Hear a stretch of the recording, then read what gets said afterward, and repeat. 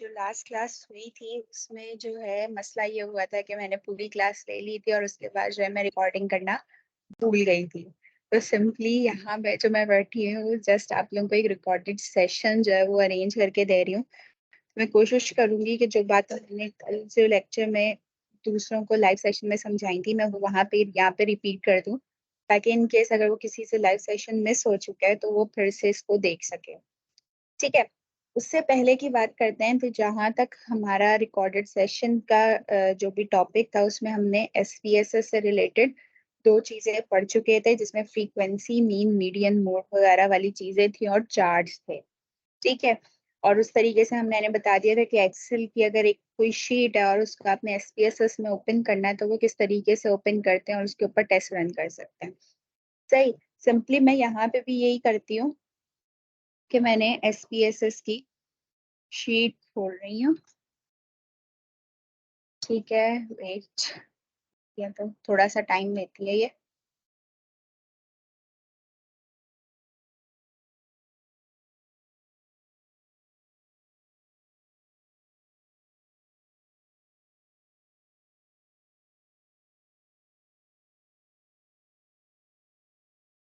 ये यहाँ पे खुल रही है। ओके, चलें जी, ये यहाँ पे खुल गई है। सही है, मैंने यहाँ से ओपन गई थी और यहाँ मैं जब डेटा में गई, सही है, तो यहाँ पे आ गया। मैंने अपनी फाइल खोलूंगी जहाँ जो मैंने डेस्कटॉप पे सेव की हुई थी, यहाँ से टाइप जो है वो चेंज करके एक्सेल में करूंगी ताकि मेरे पास जो भी मेरी डेटा टाइप थी वो ओपन हो जाए। सही है, इसको ओके कर देंगे। ये देखें, सारी मेरी जो भी एक्सेल शीट थी वो एज इट इज यहाँ पे आ गई है। सिंपली हमने, अच्छा, अब यहाँ पे ना उस दिन कुछ मसले आ रहे थे, उस मसलों को टैकल करने के लिए ट्रिक है जिसको हम कोडिंग कहते हैं। ठीक है, कोडिंग आप एसपीएसएस में भी कर सकते हो, ठीक है, और एक्सेल शीट में भी कर सकते हो। कोडिंग में सिंपली ये होता है कि हमारे पास सपोज कि ये जो वर्ड फॉर्म में चीजें हैं ये क्या हो, चेंज हो जाए। ठीक है, ये इसको मैं कोई न्यूमेरिक फॉर्म दे दूं ताकि एनालाइज करना आसान हो, उसमें कोई एरर ना है। एनालाइज करने में मसला क्या हो रहा था, वहां पे फ्रीक्वेंसीज वगैरह बिल्कुल सही जा रही थी। ठीक है, मसला जो था ना वो क्या था कि अगर इन केस में अगर कोरिलेट वाली चीज देखूं और बायवेरिएट में जाऊं, ठीक है, तो देखें मेरे सारे वेरिएबल्स में से सिर्फ ये 4 वेरिएबल्स आ रहे हैं। ठीक है, बाकियों में मसला हो रहा है। तो इस केस में मैं क्या करूंगी कि इसलिए मुझे कोडिंग करनी पड़ेगी ताकि मेरे सारे वेरिएबल्स जो हैं वो आ जाएं, क्योंकि अब फिलहाल अभी मेरे पास सिर्फ जो है न्यूमेरिक वेरिएबल्स जो हैं वो आ रहे हैं, जो in the form of string है वो कोई भी नहीं आ रहा। ठीक है, तो इस चीज के लिए मैं ये करती हूँ कि एक्सेल शीट ज्यादा बेटर है इसको यूज करना कोडिंग के लिए। तो वहीं से मैं बताती हूँ करना क्या है। सही है, सपोज करें ये आपके पास जो है जेंडर वाली चीज है। ठीक है, अब मैं क्या कर रही हूँ, इसको सिलेक्ट करेंगे। ठीक है, और यहाँ से फाइंड एंड सिलेक्ट का ऑप्शन माइक्रोस्कोप बना हुआ है, इसको खोलें। ये रिप्लेस का ऑप्शन है। ठीक है, यहाँ जाए। इसके बाद यहाँ से अब मैं चीजें अपनी चेंज करना शुरू कर दूंगी। ठीक है, वेट अ सेकेंड।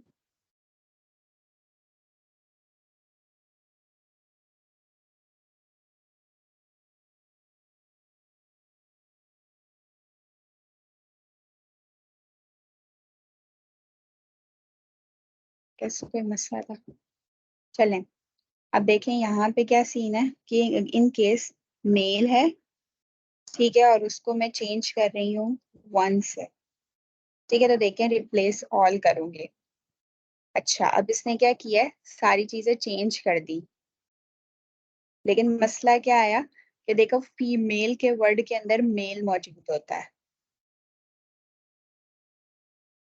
ठीक है, फीमेल के, पता नहीं क्या मसला, फीमेल के जो है वर्ड में मेल मौजूद होता है, तो उसने क्या किया, जितना भी फीमेल के अंदर भी मेल जो चीज थी उसको 1 कर दिया। तो इस चीज से बचने के लिए कोडिंग ऐसे करनी है,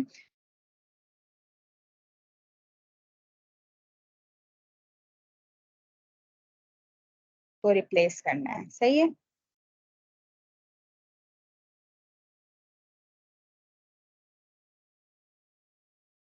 अच्छा ठीक है, तो यहाँ पे मैं कंपाउंड वर्ड पहले चेंज कर रही हूँ। फीमेल को पहले मैं चेंज कर देती हूँ टू से। अच्छा मैं बताती हूँ, ये चीज करने के बाद जरा रुक जाते हैं, इसको वापस से अनडू करूंगी तो ये फीमेल पूरा वो फाइंड करेगा ना। है यहाँ गए, इसको टू से रिप्लेस ऑल कर दिया। ठीक है, तो इन्होंने लिखा है all done, we made 166 replacements. ठीक है, तो ये सारी फीमेल को जो है इसने रिप्लेस आउट कर दिया, यहाँ पे आप देख सकते हैं सारा। ठीक है, इसी तरीके से अब मैं मेल पे चली जाऊंगी। ठीक है, और मेल को रिप्लेस कर रही हूँ वन से। तो जब ये रिप्लेस हुआ तो ये अभी मुझे बोल रहा है कि मैंने 96 रिप्लेसमेंट्स कर दी हैं। ओके, ठीक है, अब ये हो गया रिप्लेस आउट। यहाँ पे सारे फीमेल्स जो है टू से रिप्लेस हो गई वन से। अच्छा, ये बात आप लोगों को कैसे पता चलेगी कि आपने कोडिंग कैसे करनी है, कौन से वर्ड को कौन सा नंबर देना है, तो ये आपका क्वेश्चन एयर बताएगा। ठीक है, सपोज मेरा जो क्वेश्चन एयर था, इन केस मैं आपको दिखाऊं, तो वो ये क्वेश्चन एयर था। सही है, अब इसमें मैंने क्या किया हुआ है, जो ऑप्शंस जिस सीक्वेंस में लिखे हैं मैं वही सीक्वेंस जो है एक्सेल में उसको दूंगी। मेल पे वन ऑप्शन था और फीमेल को सेकंड ऑप्शन दिया था, तो यही करूंगी, मेल को फर्स्ट ऑप्शन दूंगी, फीमेल को सेकंड। फिर इसी तरीके से एज तो अभी न्यूमेरिक फॉर्म में, तो मैं इसको चेंज नहीं कर रही। ठीक है, आगे चलती हूँ। Which mattress do you sleep on, hard mattress होगा तो वन दूंगी, सॉफ्ट को टू दूंगी, थिन को थर्ड दूंगी, नो मैट्रेस को फोर्थ दे दूंगी वर्ड। ठीक है, तो यही काम आप लोगों ने भी करना है। सपोज ये सारे न्यूमेरिक है, इनको छोड़ दो, इस वाले पे आओ। सही है, इसको मैं सही से खोलती हूँ तो ये समझ में आ रहा है। ठीक है, इसको यूं सिलेक्ट किया, फाइंड एंड सिलेक्ट पे गए, फिर से रिप्लेस किया। ठीक है, सबसे पहले मैं लिख रही हूँ हार्ड मैट्रेस। अच्छा, वर्ड्स देख लेना, कैपिटल वर्ड तो नहीं यूज हुए हुए, सॉफ्ट वर्ड, ताकि एज इट इज वर्ड होगा तो वो फाइंड करके रिप्लेस करेगा, वरना नहीं होगा, फिर मसले आते रहेंगे।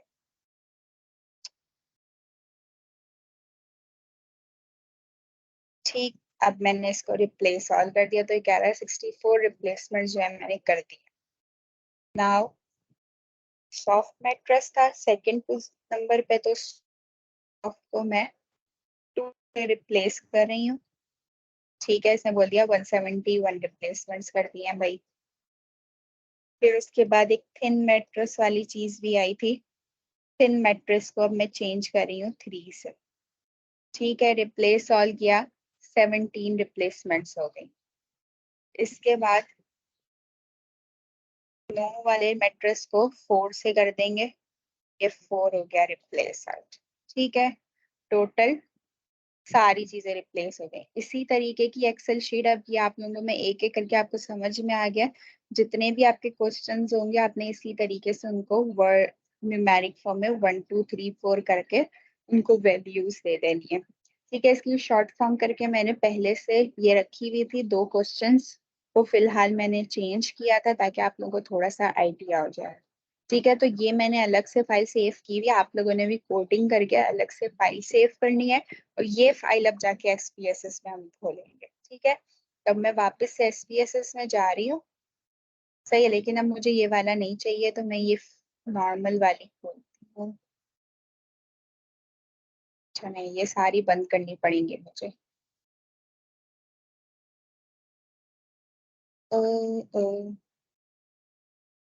यस, नो, नो, है, ये आ गया नया। सही है, अब यहाँ फाइल में गए, ओपन किया, डेटा पे गए, उसी तरीके से मैंने जो अपनी नई फाइल थी वो डेस्कटॉप पे सेव की हुई है, एक्सेल पे फॉर्मेट पे की हुई है, और ये एक्सेल डेटा शीट जो है मैंने कोडेड फॉर्म जो है ये सेव। सही, तो ये हो गई मेरे पास ओपन, ये देख रहे हैं, उसी तरीके से न्यूमेरिक फॉर्म में है। अब इसमें चेंजेस क्या करनी है, जाना है वेरिएबल व्यू के अंदर। ठीक है, और जो मैंने इसको न्यूमेरिक फॉर्म्स दी हुई थी ये SPSS को बतानी है कि टू और वन का क्या मतलब है। सही है, तो वेरिएबल व्यू में गए, सबसे पहले ये सब चीजें सही है। ठीक है, विड्थ भी सही है, डेसिमल्स में मसला था, इसको मैं वन कर रही हूँ। अपनी अपनी वैल्यूज के हिसाब से आपको 1 चाहिए 2 चाहिए वो देख लो। यहाँ लेबल भी मैं सही कर लेती हूँ, एज इन ईयर्स कर देती हूँ इसको, और इसको मैं प्रॉपर राउंडेड शोल्डर्स लिख रही हूँ। ठीक है, वैल्यूज में अब यहाँ वैल्यूज वाला काम है। सीरियल नंबर की कोई मैंने ऐसे चेंज नहीं की थी, जेंडर की यस की थी, तो यहाँ ये 3 डॉट्स पे क्लिक करके मैं बताऊंगी उसको कि 1 जो वैल्यू है वो मैंने मेल के लिए रखी। ठीक है, तो इसको ऐड कर दिया, और जो 2 वैल्यू थी वो मैंने रखी हुई है फीमेल के लिए।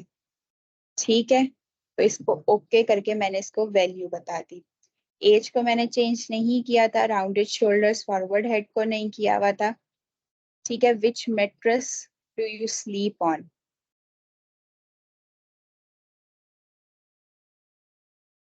अच्छा, हो रही है अभी फिलहाल, सॉरी मैं बार बार जाके चेक कर रही हूँ क्योंकि अच्छा, which mattress do you sleep on, इसमें आप लोगों को याद है कि 1 मैंने किसको दिया था, हार्ड वाले को, तो जस्ट अभी मैं हार्ड लिख रही हूँ। सही है, 2 मैंने दिया था सॉफ्ट वाले का, तो इसको ऐड कर दिया। 3 जो है मैं दे रही थी थिन वाले को, थिन लिख दिया, और 4 जो थी मैं नो वाले को दे रही थी, तो नो लिख दिया। सही है, दैट्स इट, इसको ओके कर देंगे। फिर in which position do you sleep on, तो यहाँ पे मेरे 3 ऑप्शंस थे जो कि मैंने चेंज किए हुए थे। फर्स्ट वैल्यू मैंने दी हुई थी ऑन योर साइड को। ठीक है, सेकंड वैल्यू मैंने दी हुई थी ऑन योर बैक वाले को, और थर्ड वैल्यू मैंने दी हुई थी ऑन योर बेली वाले को। डन, ओके हो गया। अब ये जाके देखती हूँ कि एसपीएसएस ने मेरी बात मानी है या नहीं मानी, तो ये सिंपली उसने मेरे वैल्यूज वापस से जो उस फॉर्म के अंदर ले आया है। ठीक है, तो अभी मैं वापस इसका फायदा देखो, यहाँ पे ये हुआ कि जो चीज मैंने आप लोग को पहले दिखाई थी, ये टेस्ट हम करेंगे तो अब देखो सारे वेरिएबल्स आराम से मौजूद हो गए हमारे पास। ये कोई मसला नहीं हुआ, सारी चीजें वापस से आ गई हैं। तो सिंपली ये काम होता है, इस तरीके से आप रिपोर्टिंग करने का फायदा ये हो जाता है ताकि आपके एरर ना आए, कोई मसला ना आए। बाकी एक और चीज उस दिन बताना भूल गई थी कि ये देखो ये वाली चीज है recall recently use dialogues, in case बार बार जाके टेस्ट पूरा फिर से देखो कहाँ से खुलेगा क्या करेगा। आपने जो चीज पहले से यूज की हुई है वो यहाँ पे आ रही होती है, फ्रीक्वेंसीज हैं जो चीज यूज होती है वो आ रही है। सही है, सिंपली मैं एक दफा पिछले वाले को भी रिवाइज कर देती हूँ कि उसमें हमने क्या किया था, एनालाइज गए थे। ठीक है, इसके बाद जो है डिस्क्रिप्टिव स्टैटिस्टिक्स करके फ्रीक्वेंसीज निकाली थी। सपोज फ्रीक्वेंसी जेंडर की चाहिए थी, एज की चाहिए थी। ठीक है, इसके अलावा मुझे राउंडेड शोल्डर सपोज अभी इतनी की चाहिए। स्टैटिस्टिक्स में गए, मीन मीडियन मोड भी साथ में निकाल लेती हूँ। सही है, कंटिन्यू किया, ये सब चीजें पुरानी थी तो एक आउटपुट विंडो खुल रही थी जिसमें इसने एक स्टैटिस्टिक्स में मुझे मीन मीडियन मोड भी निकाल दिया, जेंडर का भी और एज इन ईयर्स का। सही है, तो यहाँ पे उसने अलग अलग से मुझे फ्रीक्वेंसी टेबल भी दिखा दिए हैं। सही है, आराम से ही कहानी सारी मेरी बिजी है। ठीक है, ये चीजें आप लोग को पहले से ही पता थी कि इस टेबल को कैसे पढ़ना है, वो मैंने आप लोग को बताया हुआ था। ठीक है, तो होप सो आप लोगों ने पिछली लेक्चर रिकॉर्डिंग पहले देखी हो। आगे चलते हैं। इसी जगह से एक और टेस्ट भी होता है, यही डिस्क्रिप्टिव स्टैटिस्टिक्स में जाके एक एक क्रॉस स्टेप्स वाला ऑप्शन है। ठीक है, ये खोलते हैं। इस क्रॉस स्टेप्स का फायदा ये होता है कि इसमें आप किसी 2 चीजों का आपस में लिंक चेक कर सकते हैं। सपोज मैं चेक करना चाहती हूँ कि जेंडर का मेरे राउंडेड शोल्डर्स पे कोई असर है या नहीं है। ठीक है, तो ये चीज अगर मैंने की तो इन केस देखो ओके किया, तो उसके बाद देखो मेरे क्रॉस टैब आ गया। पहला वाला उसने सिंपली बताया हुआ है कि नंबर आप कितने थे, परसेंटेज आपकी वैलिड जब 100% है, मिसिंग कोई भी वैल्यू नहीं थी, तो इसलिए ये चीज आ गई। अच्छा, ये वाला टेबल है जो कि क्रॉस टैब का।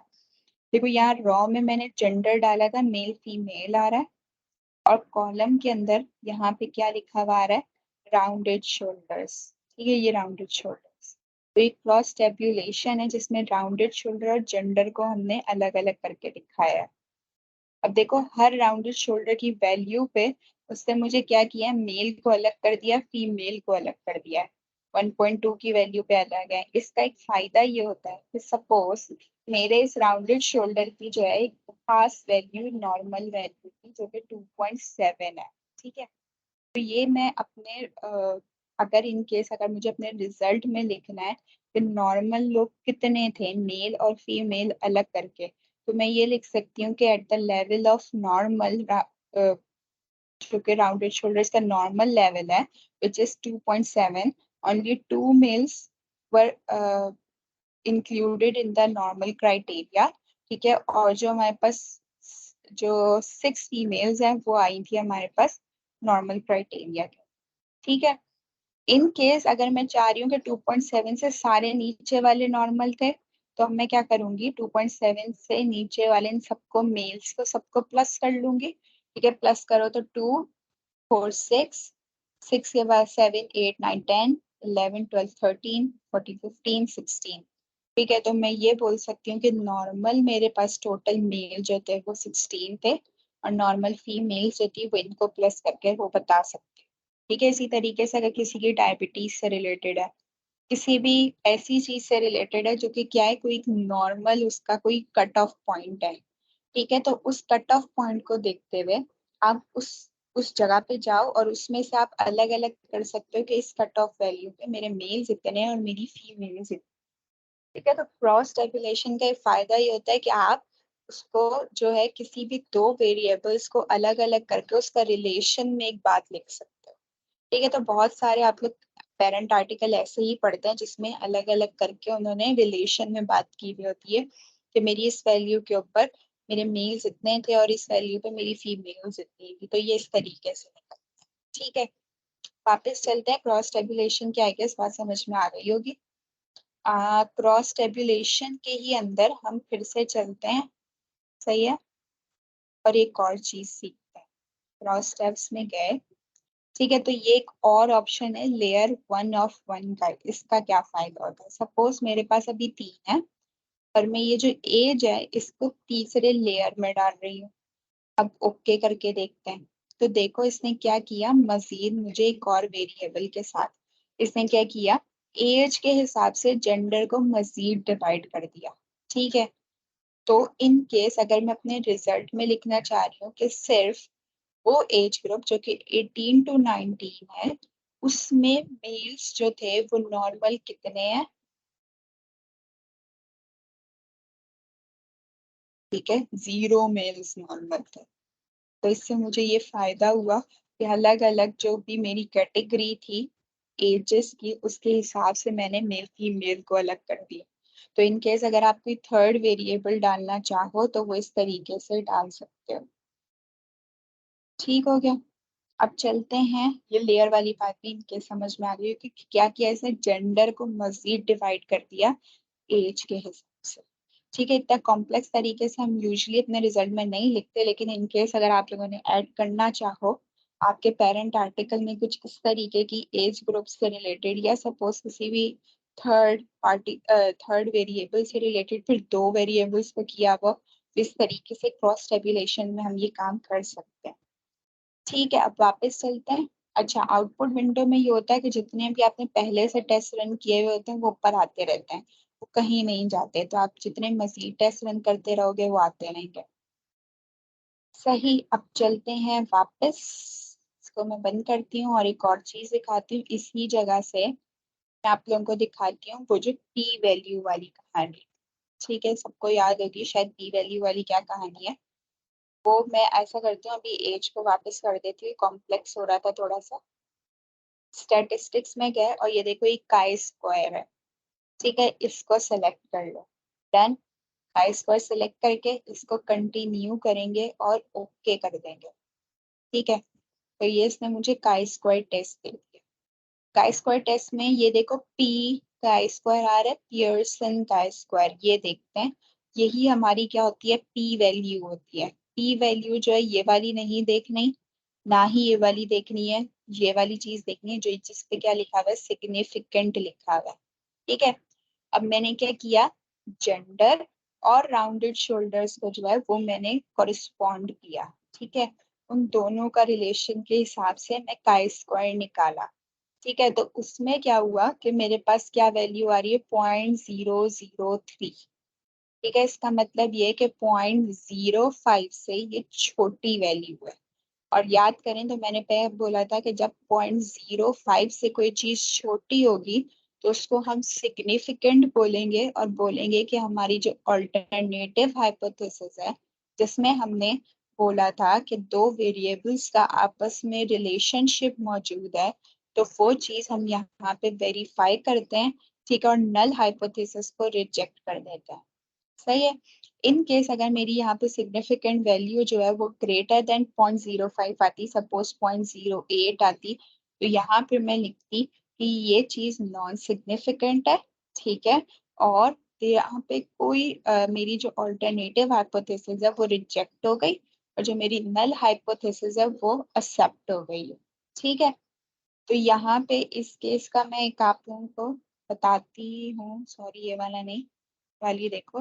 तो ये पेरेंट आर्टिकल मैंने खोला हुआ था, लास्ट रिकॉर्डिंग्स में भी बताया था कि इसमें देखो क्या लिखा था, मगर टोटल ऑफ 101 ऑफिस वर्कर्स, ठीक है। तो उन्होंने पहले जो है फीमेल की परसेंटेज बता दी, ये जस्ट फ्रीक्वेंसी वाली चीज थी।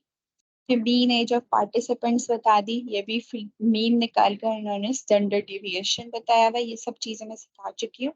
अब इसके बाद ये वाली लाइन देखो, without any significant difference in two groups, ठीक है। मतलब इन्होंने क्या किया, एज और जेंडर को जो है वो किया होगा, लाजमी तौर पे उन दोनों का कोरिलेशन निकाला होगा, उन दोनों का काई स्क्वायर निकाला, और इनकी काई स्क्वायर की वैल्यू जो थी, ये जो पी वैल्यू थी वो 0.08 आई है, जो कि 0.05 से क्या थी, ज्यादा थी।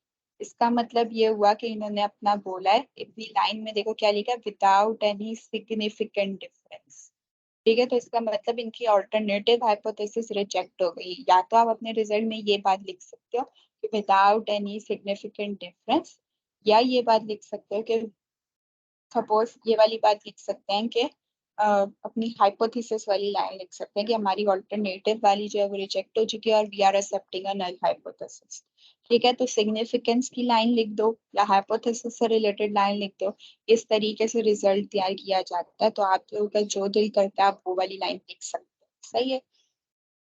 तो इस तरीके से इस पी वैल्यू का फायदा होता है, ये आप लोगों को समझ में आ गई होगी, यही बात जो थी मैंने पहले भी एक्सप्लेन की है। तो यहाँ से अब पी वैल्यू निकालना आप लोगों को आ गई है। जिस भी दो वेरिएबल्स, आप लोगों के टाइटल में दो वेरिएबल्स के एसोसिएशन आप चेक कर रहे थे, तो इस तरीके से पी वैल्यू निकाल के आप कर सकते हैं, ठीक है। तीसरा कोरिलेशन बनाने का तरीका एक और होता है, जिसको हम बोलते हैं कोरिलेशन टेस्ट होता है वो, ठीक है। वो भी मैं सिखा देती हूँ, कोरिलेट, ठीक है। यहाँ पे गए, अभी मैंने आपको कोरिलेट करके क्या दिखाया था, जेंडर और राउंडेड शोल्डर्स, ठीक है। तो अभी भी मैं उसी चीज को लेकर चलती हूँ। पहले मैंने इसकी पी वैल्यू निकाल ली, अब मैं कोरिलेशन टेस्ट भी निकाल ली, ठीक है। मैंने पी वैल्यू पहले से निकाल दी कि ना आप लोग आराम से जो उसको समझ सको कि वो क्रॉस स्टेप से ही चीज निकलती है, ठीक है। तो कोरिलेशन वाली चीज पहले देखो, इसको पढ़ते कैसे हैं, फिर मैं बताती हूँ इसको करना क्या। देखो इसका जो टेबल आता है ना वो कुछ इस तरीके से आता है, यहाँ रॉस में भी वही दो बातें लिखी हुई हैं और कॉलम में भी वही दो बातें लिखी हुई हैं, gender rounded shoulders, gender rounded shoulders. इसको पढ़ना क्या है, मैंने जेंडर और राउंडेड शोल्डर्स का बनाना है, तो यहाँ मैं जेंडर की वैल्यू पे जाऊंगी, पियर्सन कोरिलेशन ही चेक करेंगे हम लोग, और मैं यहाँ राउंडेड शोल्डर्स की वैल्यू पे, ठीक है। और ये चीज देख, ठीक। अब इसको पढ़ते कैसे हैं, इसको पढ़ने का तरीका क्या होता है, तो हम यहाँ पे जो है इसको पढ़ने का तरीका समझने के लिए पहले हम चलते हैं अपनी पावर पॉइंट की स्लाइड्स के ऊपर, ठीक है। और यहाँ से जो है इस चीज को समझते हैं। देखो कोरिलेशन टेस्ट जो है हम किसी भी दो चीजों की रिलेशनशिप चेक करने के लिए करते हैं, और ये पी वैल्यू से पहले कर लो ताकि एक पहले रिलेशन पता चल जाए, जो स्ट्रॉन्ग रिलेशन है, वीक रिलेशन है, मॉडरेट रिलेशन है। फिर उसके बाद उसकी सिग्निफिकेंट वैल्यू निकाल के वो भी साथ लिख दोगे, ठीक है। तो इस तरीके से पूरा रिजल्ट हम तैयार करते हैं। अच्छा, अब इसमें क्या सीन है, साइंस क्या है, दो तरीके के, नेगेटिव भी है और पॉजिटिव भी है। अब नेगेटिव का मतलब क्या है कि उन दोनों की डायरेक्शन ऑपोजिट है। सपोज एग्जांपल लेते स्मोकिंग और हेल्थ रिलेशनशिप की। इसमें क्या है, जाहिर सी बात है, समझ में आने वाली बात है कि अगर मैं स्मोकिंग ज्यादा करूंगी तो मेरी हेल्थ क्या होगी, कम होना शुरू हो जाएगी। दोनों का ऑपोजिट रिलेशन है। एक चीज को अगर मैं बढ़ा रही हूँ तो दूसरी चीज कम हो रही है। तो ऐसे रिलेशनशिप के लिए मैं चाहती हूँ कि मेरा नेगेटिव वैल्यू आए, तो यहाँ माइनस साइन आएगा।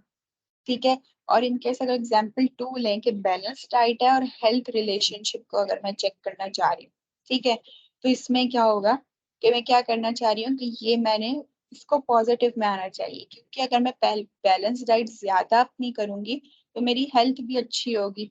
तो मतलब कहने का ये है कि दोनों वेरिएबल्स एक साथ ऊपर जा रहे हैं। ठीक है, इन दोनों की डायरेक्शन सेम है। तो ऐसे केसेस के अंदर आपकी वैल्यू जो थी वो पॉजिटिव में आ, बात समझ में आ गई, पॉजिटिव नेगेटिव का मतलब क्या है। फिर उसके बाद ये आ गई आपके पास साइन, समझ में आ गया। अब देखते हैं वैल्यूज जो होती है ना कोरिलेशन की, वो -1 से लेके +1 तक के दरमियान है। सही है।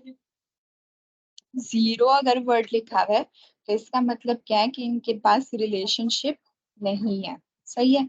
इन केस आपकी वैल्यू बिल्कुल जीरो आ रही है तो सीधी सीधी बात है, आपकी दो वेरिएबल्स में कोई कोरिलेशन नहीं है। सही है। अब पॉइंट माइनस की साइड पे आ गया तो नेगेटिव है, और अगर 0.25 के दरमियान में तो वीक है, 0.5 है तो मॉडरेट है, स्ट्रॉन्ग रिलेशन है, परफेक्ट रिलेशन है। लेकिन वो नेगेटिव परफेक्ट रिलेशन। सही है। यहाँ पे पॉजिटिव वाली साइड पे चलेगा। अब हम अपनी वैल्यूज जो आई थी उसको मैं यहाँ पे आके चेक करती हूँ कि क्या कोरिलेशन की वैल्यू आएगी। सही है। चलते हैं वापस से SPSS के आउटपुट वाले में, और ये वैल्यू चेक करनी थी, -0.3 आई है। सही है। अब मैं वापस आ रही हूँ, -0.3।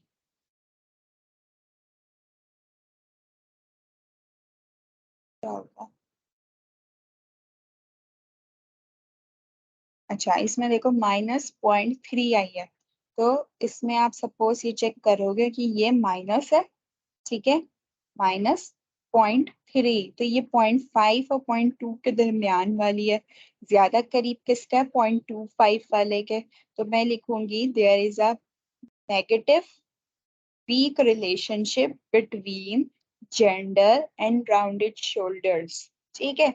तो पहले मैं अपनी लाइन ये लिखूंगी, there is a negative according to correlation test which we run in a SPSS version 20, there is a weak negative correlation between the two variables, that is gender and rounded shoulders. ठीक है। फिर उसके बाद मैं अपना chi square test run करके उसकी significance value लिख के फिर लिखूंगी according to that there is significance. ठीक है, बिटवीन द टू पार्टिकल्स। ठीक है, टू वेरिएबल्स, और उसकी वजह से I am accepting my alternative hypothesis and rejecting null hypothesis. तो एक पूरी लाइन बन गई आपके कि आपने रिजल्ट कैसे अरेंज करना है। Got it. इस तरीके से जो है हम चलते हैं। ये कोरिलेशन टेस्ट है, इसको पढ़ने का तरीका आप लोगों को समझ में आ गया होगा। Hope so. हम यहाँ तक जो है अपनी जितने भी क्रॉस सेक्शन स्टडीज होती हैं उसमें यही तीन टेस्ट कर रहे होते हैं, जिसमें आपके पास फ्रीक्वेंसीज आ गई, क्रॉस टैब्स आ गए, ठीक है, और बाइवेरिएट कोरिलेशन आ गए। ठीक है, यही तीन चार चीजें आप लोग कर रहे होते हो।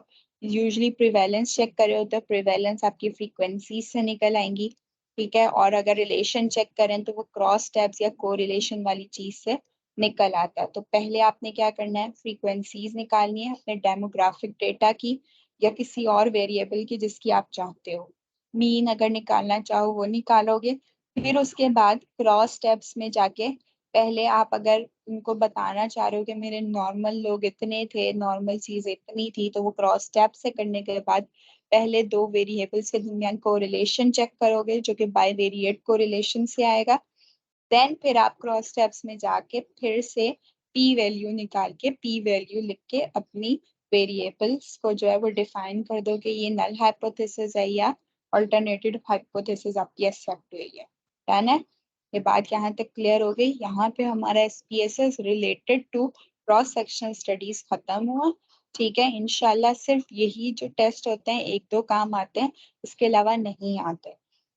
ठीक, तो ये आप लोग अप्लाई करो, किसी को पैसे देने की जरूरत नहीं है, अपना काम खुद करो। इजी पीजी सा काम है, जस्ट शुरू में कोडिंग कर लेना लाजमी, ताकि मसले ना हो। ठीक है, हो गया काम खत्म। अल्लाह हाफिज गाइस। बस इतना सा ही पढ़ाया था मैंने, तो मैंने सोचा मैं फिर से रिकॉर्ड करके शेयर कर दूं। कल मिसहैप हो गया था थोड़ा सा। जज़ाकल्लाह एवरीवन। अल्लाह हाफिज।